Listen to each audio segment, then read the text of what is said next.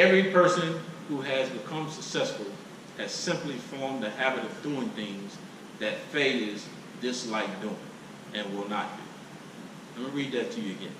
Every person who has become successful has simply formed the habit of doing things that failures dislike doing and will not do.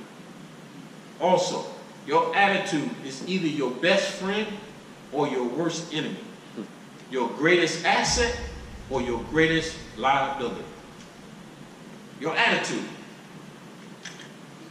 how you look at this thing, you know? Oh Allah, we seek your help, we seek protection. We ask you to forgive us and have mercy on us, cover us with thy forgiveness. Me, my parents, and all the believers on the day that the reckoning will be established. Amen. Oh our Lord, give us good in this life, good in the hereafter, and protect us from the fires that burn. Amen.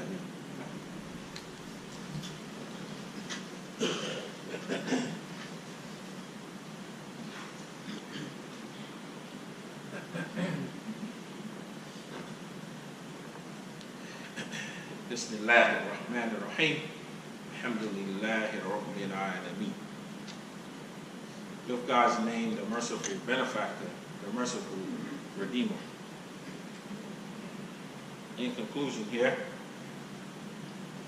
Allah subhanahu wa ta'ala reminds us, وَنُزِلُوا مِنَ الْقُرْآنِ مَا هُوَ شِفَاءٌ وَرَحْمَةٌ لِلْمُؤْمِنِينَ وَلَا يَزِيدُ الظَّالِمِينَ إِلَّا خَسَارًا.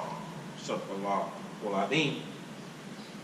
We sent down stage by stage in the Quran that which is a healing and a mercy to those who believe. There's the word for trust again. Those who believe, trust, and have faith.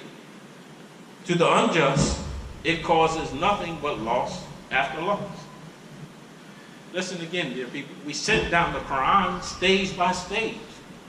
We sent down stage by stage in the Quran that which is a healing and a mercy to those who believe and trust. To the unjust, it causes nothing but loss after loss. So the suggestion, dear people, here is that the Quran is supposed to be a healing for us and a mercy if we apply the principles to our life. The other suggestion that if we are Muslim, we are believers, we are mu'min, we are mutaqi, we're muslimin, whatever we want to call ourselves. If we are experiencing loss after loss, we need to check ourselves. And we say we have the Holy Quran. We follow the Sunnah or the life example of Muhammad the Prophet. If we experiencing loss after loss, we are missing the lesson. We are failing the lesson. And usually a new lesson won't come until you pass that test. Because once you pass that test, guess what's going to happen? Another test is going to come. But it's going to be on another level. So that's, you know, so reading the Quran, dear people, you ain't going to get it all in one shot. No matter how intelligent we are, how faithful we are. God said he revealed it in stages. That's a part of the mercy. But it's a healing and a mercy to get a little bit and apply it.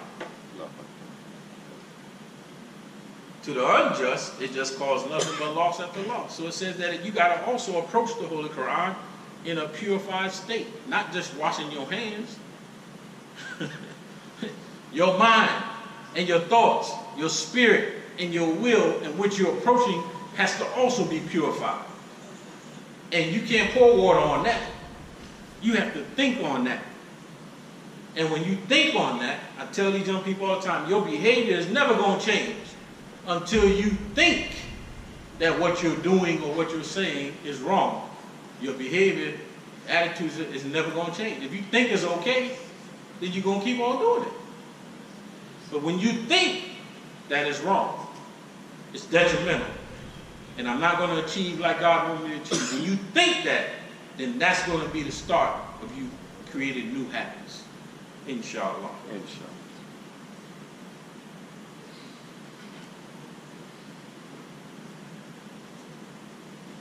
We must seek and hold fast to true guidance, dear people. And that true guidance comes from the Holy Quran. Our religion teaches us that people can change not by coercion or intimidation, but by an example. And we have that most excellent example in Muhammad the Prophet of change. How to endure and deal with tough situations, whether it's family, whether it's friends, whether it's business, whether it's tribal. We have the most excellent example in Muhammad the Prophet. Treatment of his women. Most excellent example in Muhammad. The treatment of each other. The most excellent example in Muhammad the Prophet. Sallallahu Alaihi Wasallam. This is what the world needs. They need to see Muhammad life through us. Because most of them ain't going to pick up nothing to read nothing. Not even on the internet. And most of the stuff that's out there, we don't even want them to read that stuff. It's going to lead them to us anyway. But the questions they're going to ask from seeing and reading some of that stuff, Lord, if I had to take your hat all over again from reading some of that stuff, I'd be like, no, I'm going to be spiritual.